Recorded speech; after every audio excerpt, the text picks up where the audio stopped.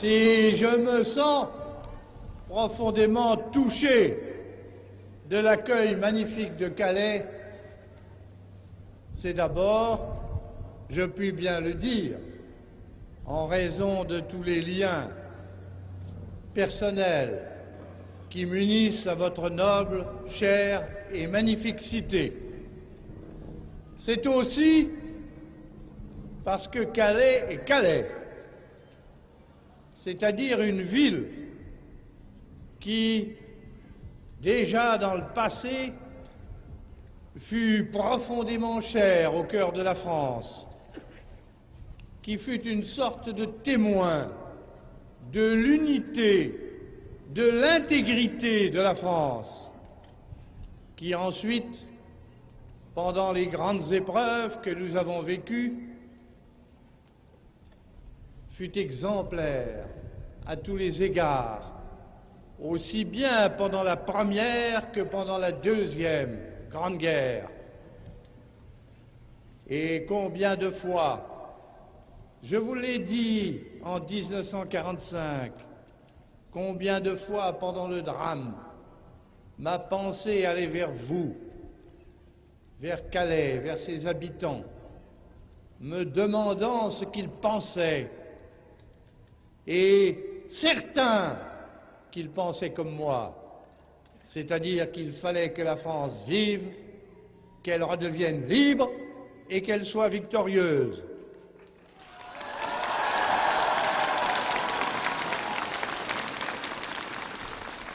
Et puis, si je suis touché, ému de votre accueil, c'est pour une raison qui nous dépasse tous.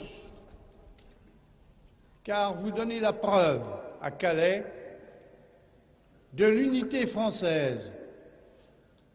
Voyez, dès lors que nous sommes ensemble, il s'établit entre nous tous une sorte d'accord qui dépasse infiniment tout ce qu'il peut y avoir de divergences, de petites histoires entre Français, et qui nous rejoint tous sur une volonté commune.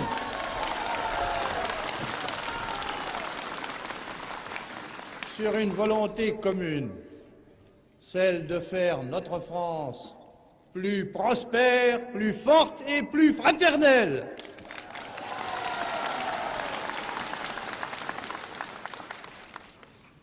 Pour que nous la fassions comme nous voulons, eh bien, il faut que nous sachions surmonter les difficultés qu'éprouve toujours un grand peuple, un peuple vivant. Il n'y a que les morts qui ne rencontrent plus d'obstacles. Nos difficultés, un certain nombre, nous les avons surmontées. Vous le sentez tous. Nous n'avons pas perdu notre temps, nous, la France, depuis quelques 15 mois. Mais il nous en reste devant nous qu'il faut vaincre. J'ai parlé l'autre jour du problème algérien. Vous savez ce que j'en ai dit. Je suis sûr d'avoir trouvé, en disant ce que j'ai dit, l'accord profond de toute la France. Il faut que le problème algérien soit résolu comme la France doit savoir le faire, et par le libre choix des habitants de l'Algérie. Je suis sûr d'ailleurs que c'est la meilleure voie pour eux et pour la France.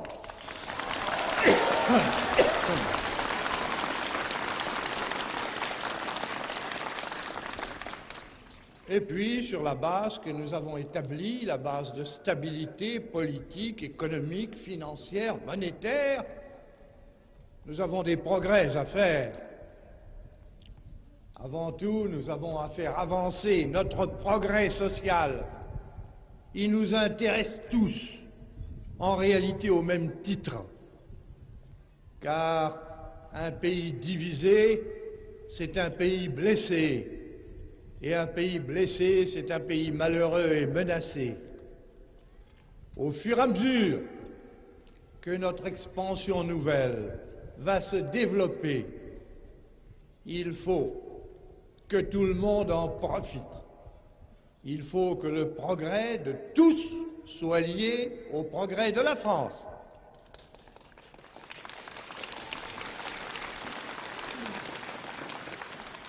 Et puis nous sommes dans un monde dangereux.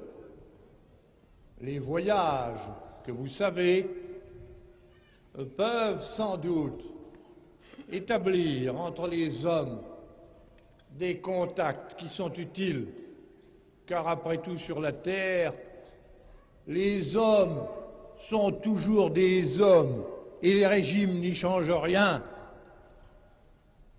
Mais ces voyages ne peuvent pas apporter aux grandes questions du monde ce qu'on appelle des solutions politiques. Il y faut davantage, il y faut l'application et la coopération des États. En ce qui concerne la France, étant donné ce qu'elle est, la façon dont elle est faite, en particulier cette circonstance qui lui est propre, et qu'elle n'a ni vis-à-vis de l'Est ni vis-à-vis de l'Ouest aucune revendication, aucune prétention, aucune ambition territoriale. Étant donné cela, étant donné aussi qu'elle ne croit pas que les régimes soient ce qu'ils sont pour toujours, qu'elle en a vu elle-même passer tant et tant, qu'avant tout elle pense que le monde est fait de peuples, que ces peuples sont immortels, qu'on ne les enterre jamais, et que c'est entre ces peuples que doit s'établir l'entente et la coopération. Étant donné aussi que la France a l'expérience, je pourrais presque dire l'habitude, d'exister en dehors de chez elle, d'avoir des influences et des actions partout, d'être partout connue, quelquefois méconnue, mais partout désirée. Étant donné cet ensemble, encore une fois, la France a un rôle éminent à jouer dans la grande confrontation des peuples qui va se produire tôt ou tard, dont pourrait sortir la guerre, c'est-à-dire la mort pour tous, mais dont, je le crois, sortira la paix, c'est-à-dire pour nos générations, en particulier pour cette belle jeunesse que vous me montrez aujourd'hui, lui permettra de vivre sa vie, de fonder des familles, d'organiser son travail, de faire avancer sa condition et son destin, et en même temps celui de la patrie tout entière.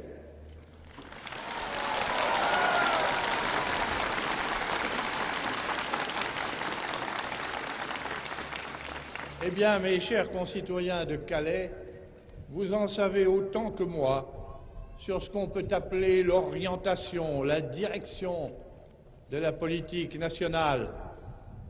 Et en le disant, j'ai le souci d'adresser mon salut à ceux qui m'aident à réaliser ce but et à parcourir ce chemin, et avant tout au gouvernement de la République que j'ai formé et qui a tout entier toute ma confiance.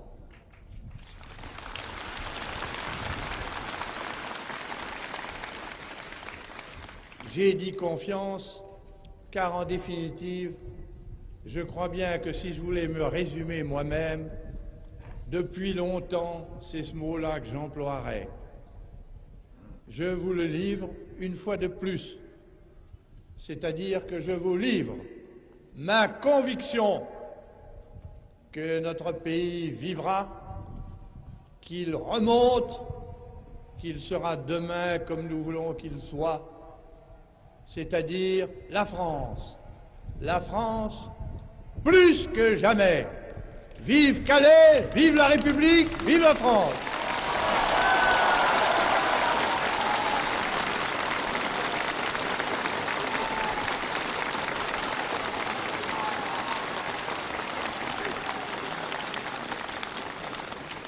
Ah, voilà une magnifique réunion Et alors il faut la marquer comme nous faisons d'habitude, comme nous devons le faire aujourd'hui, en chantant l'hymne national, la Marseillaise. Allons enfants de la patrie, le jour de gloire est arrivé. Contre nous de la tyrannie, l'étendard sanglant est levé, l'étendard sanglant est levé.